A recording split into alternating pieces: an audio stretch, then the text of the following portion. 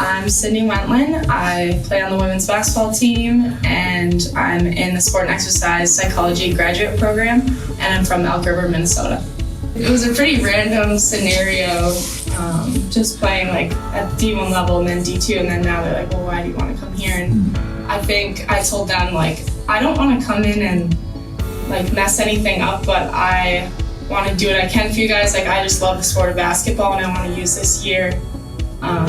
And it just like worked out perfectly where I can pursue my grad program and play the extra years. So I think it was like October I started looking at grad schools. So my program is like, there's not a lot of schools that offer it, and Springfield did, of course. And so I think I had a handful of schools, like 5 schools that I applied to, and Springfield was the first one that I got into. So I was like super stoked and happy about that. And then once my basketball season ended, I kind of thought, well, what if I could play basketball, use that extra year, and still pursue like the career that I wanted to? I reached out to Coach Graves, and we ended up getting on a Zoom call, like I think it was mid-April or early April, and I was nervous because like being an athlete in the portal with 1 year eligibility, like I don't have like a ton to offer necessarily for like longevity, but I just told her on Zoom, like, I want to play, I want to be here, like I want to be what you guys need, and like I sent her film because she's like,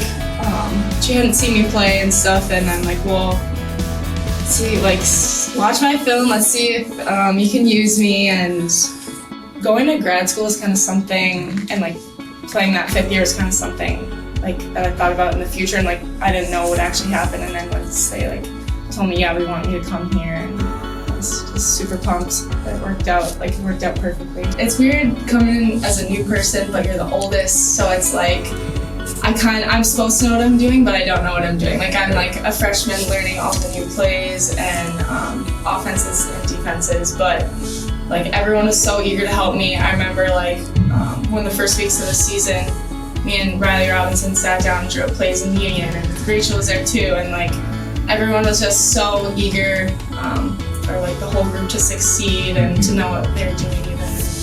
It helped a lot. Everyone wants to be here, like genuinely loves the game, like wants to show up at practice every day, like wants to succeed and get better and stuff. So I think that has definitely helped. And just we all have the same mindset. Like, we did leadership training with Professor Corsi at the beginning, and like we've done it every couple weeks, but getting us all on the same page and like writing down our goals and our philosophy and stuff like that, we're all on the same page, and it's super nice because the basketball has been like amazing. You can't get any better than where we're sitting right now, but I think the biggest thing is like each day we come ready to work, and everyone brings a joy into practice too. That is one of the differences that I've felt like heavily, is like I know I can like my day gets better every time I go to practice, and I look forward to practice, seeing all the girls like every day, and same with game days, like can't wait to get after on the court with them. And this is probably the best